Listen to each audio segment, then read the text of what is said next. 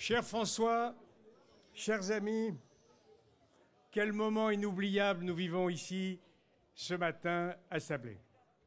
Je voudrais d'abord adresser un salut amical et dire combien je suis impressionné par le nombre que vous êtes et par le nombre de parlementaires qui sont ici, sénateurs et députés.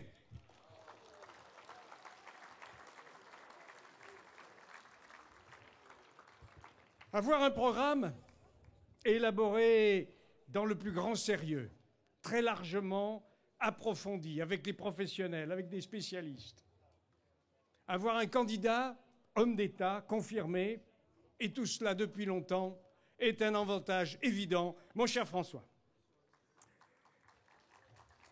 C'est ce que pensent beaucoup de militants des Républicains, beaucoup de sympathisants de la droite et du centre. Une multitude qui se retrouve dans les valeurs qui sont les nôtres, que nous partageons et dont la plupart sont l'essence même du gaullisme. Il faut maintenant transformer cette opinion en un vote dès le 20 novembre prochain, car nous y sommes. La campagne des primaires est ouverte et le moment de vérité est arrivé. Il est indispensable de rappeler sans cesse que ces primaires sont décisives de tout ce qui va se passer et qu'elles désigneront le prochain président de la République. Des primaires, cher François, inscrites dans nos statuts des Républicains par ta volonté, j'en ai été le témoin. Des primaires devenues absolument indispensables par la montée incessante depuis 1981 d'une troisième force politique qui fait peser sur le premier tour et dès le premier tour de l'élection présidentielle le risque d'une élimination de la compétition essentielle. Avec les primaires, la mainmise des partis politiques sur la désignation de notre candidat doit être écartée. N'était-ce pas là la volonté même du général de Gaulle? Dans un monde où les conflits sont aussi divers que multiples, où la France a perdu son influence, dans une Europe où la voix de la France est devenue inaudible en 4 ans, alors même que la France rencontre des crises et des menaces comme jamais, nous voilà à un moment de vérité. Ces crises, elles sont aussi graves que nombreuses. Certes, la sécurité est la première de ces crises. Malgré ces déclarations martiales, le gouvernement ne parvient pas à prévenir le terrorisme barbare.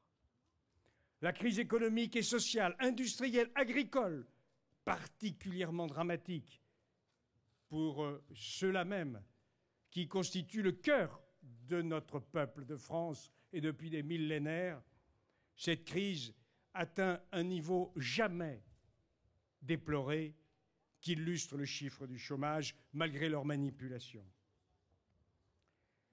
La crise budgétaire avec des déficits, mon cher Gilles, qui n'ont jamais été maîtrisés et donc une dette qui va bientôt atteindre les 100% du pouvoir intérieur brut, malgré les manipulations que tu as dénoncées et qui sont extrêmement dangereuses pour l'avenir. Et puis, cette crise morale, cette crise identitaire qui, finalement, si l'on y réfléchit, est le fruit de la désintégration de notre système éducatif, d'une idéologie à l'œuvre dans les ouvrages d'histoire, une idéologie déconstructrice de notre roman national, qui finalement conduit les enfants de France, dont les aïeux n'étaient pas des Français depuis toujours, à se poser la question: pourquoi aimerais-je la France? On en voit, hélas, le résultat, et cette urgence, elle est majeure.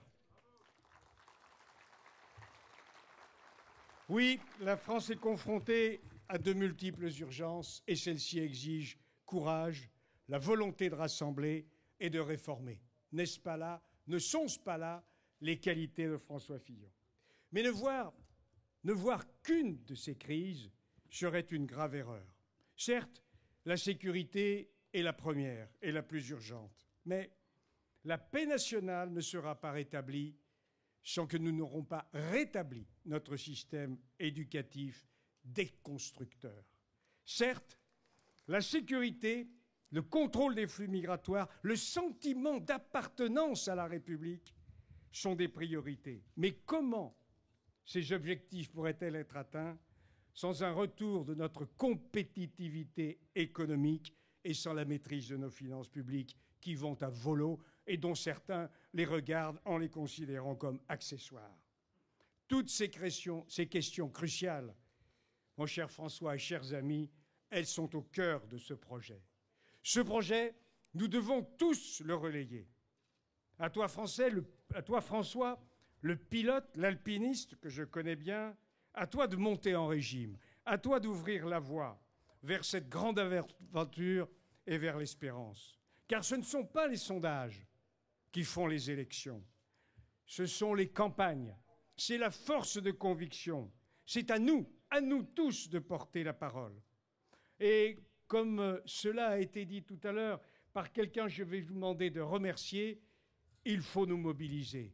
Cette personnalité qui est à tes côtés, François, à nos côtés, ton directeur de campagne, il a déjà à son actif 2 victoires d'élection présidentielle, plus une victoire d'élection régionale.